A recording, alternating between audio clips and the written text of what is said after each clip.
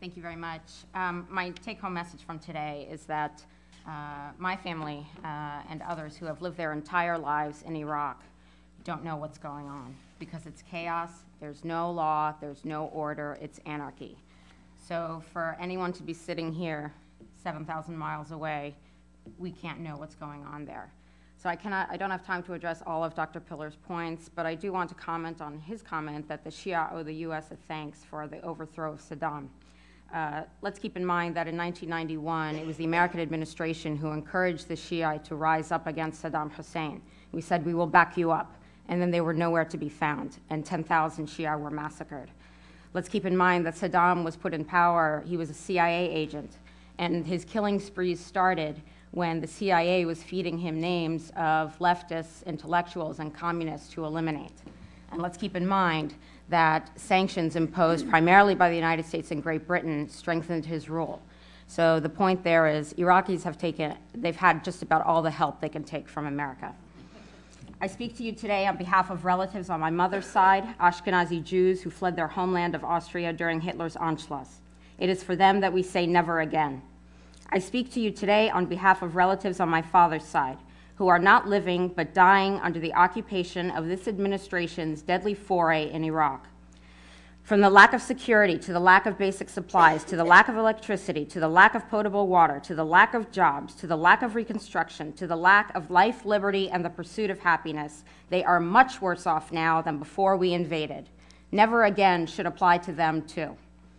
On my first day in Basra, December 25th, 2005, my family's house lost electricity.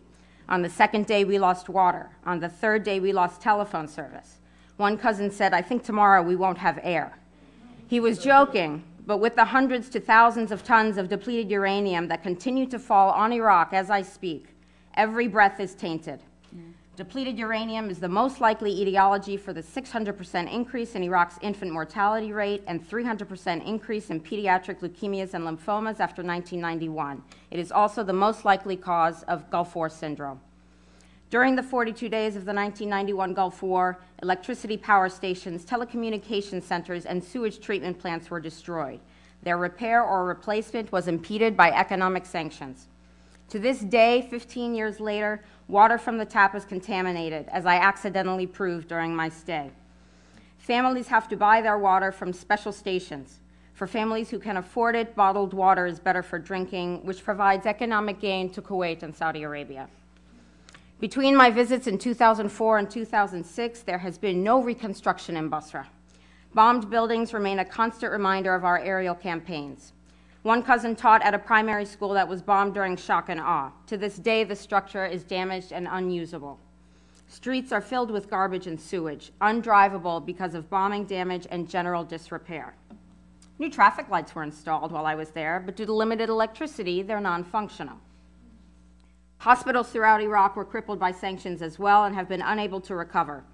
Epidural anesthesia for child labor or disc disease is simply not available. One of the main hospitals in Basra could not do operations for a week because there was no gauze.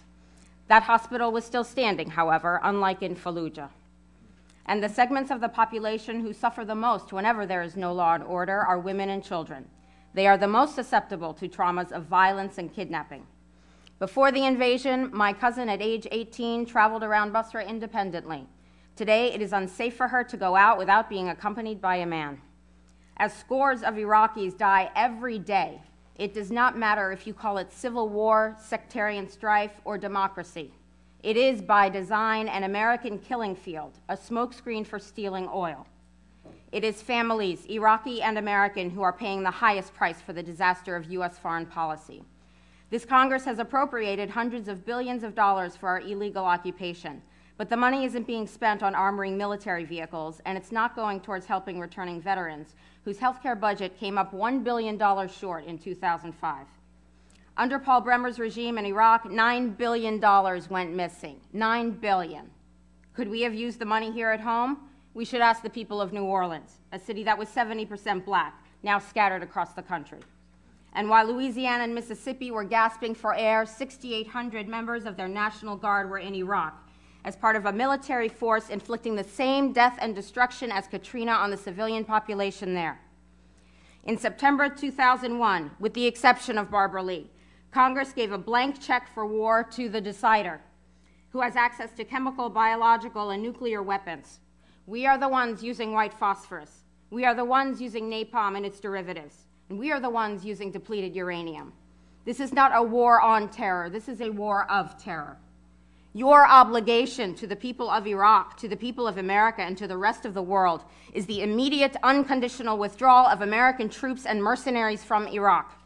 In the words of Hassan Juma'a Awad, president of the Basra Oil Workers Union, we as a union call for the withdrawal of foreign occupation forces and their military bases. We don't want a timetable. This is a stalling tactic. We will solve our own problems. We are Iraqis. We know our country and we can take care of ourselves. We have the means, the skills, and resources to rebuild and create our own democratic society. Bring the troops home. Make it your #1 priority as if lives depended on it, because it does. Bring them home now. Thank you.